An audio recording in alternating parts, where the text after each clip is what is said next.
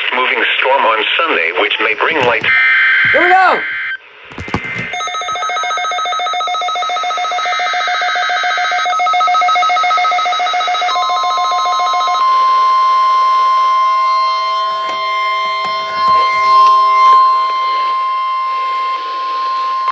This is a test of the no-weather radio warning device.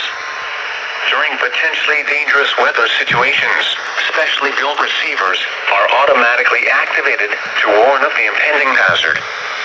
Tests of these receivers normally are conducted by the National Weather Service every Wednesday between 11 a.m. and noon.